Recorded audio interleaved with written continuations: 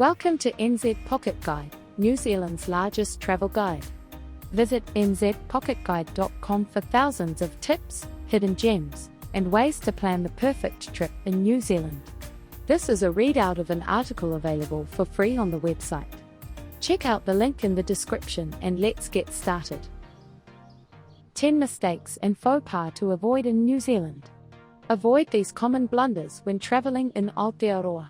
You might be the coolest cat in your home country, but you might be a bumbling idiot in New Zealand.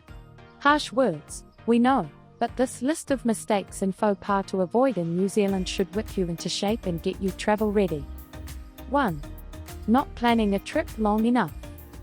New Zealand might be a small country, but not only does it take a long time to get to, for most of us, but getting around the country is also a bit of a mission. First-time visitors to New Zealand often don't realize how long it takes to travel between destinations. By the way, it takes about 28 hours to drive from the top of the North Island to the bottom of the South Island, with only one stop to take the ferry in between. Considering there is so much to see and do in New Zealand, you will want to spend as much time here as possible. See our travel guide to New Zealand for guidance on how long you should take to visit New Zealand. 2. Relying on Google Maps. Speaking of driving around, another faux pas tourists make in New Zealand is using Google Maps for navigation. While the app is reliable enough in New Zealand's most developed areas and traveling on the main highways, it is notoriously unreliable for getting to remote places or passing through rural areas. Google Maps will always try to find the quickest way to your destination without it always being the easiest nor the safest. Plan your route first so you know what you're getting yourself into. 3. Not comparing prices. Prices can be a little misleading in New Zealand. Firstly, be sure to compare the price per quantity in supermarkets, written in small print below a price tag, to accurately compare prices. More often than not, the value pack of a food product actually ends up being more expensive than a normal pack. When buying big-ticket items, like a second-hand car for road tripping, for instance, you can always negotiate the price. Finally, while there doesn't seem to be much competition in New Zealand, there will be at least one or two other companies, so compare prices and ask to price match. 4. Being too negative. Starting a conversation with a negative statement doesn't set a very good impression in New Zealand. Locals tend to not be comfortable with debating ideas nor controversy or politics, often brushing off awkward topics with a yeah. 5.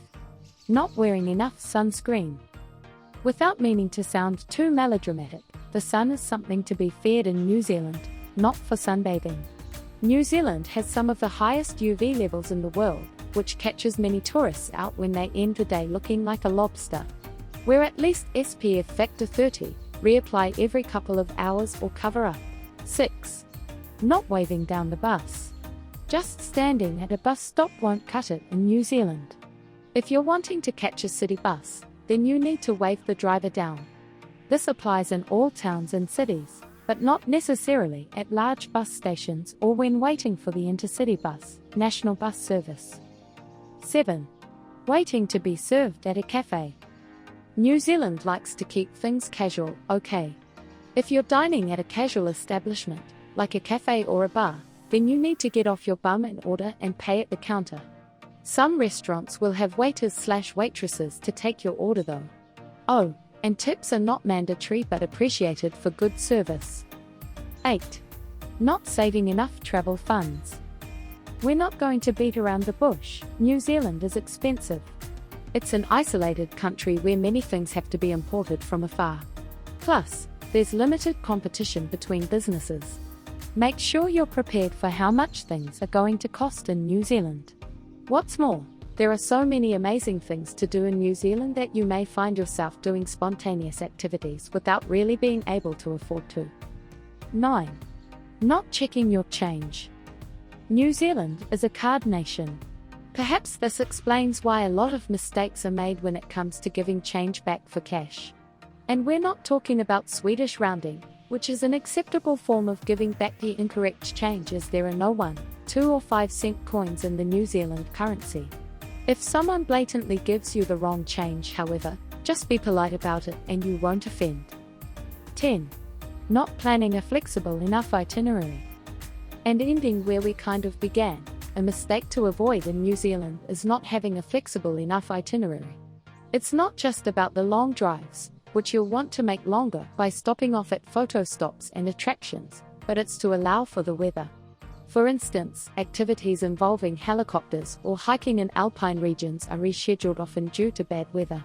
The solution to avoid missing out on your bucket list activities is to spend at least a couple of days in a destination if there is a chance that your activity might be rescheduled. That's it for this article. Hit like and subscribe to say thank you, and remember, this article is available for free on nzpocketguide.com. Check out the link in the description. Plus, there are thousands of articles for you to plan the perfect New Zealand holiday.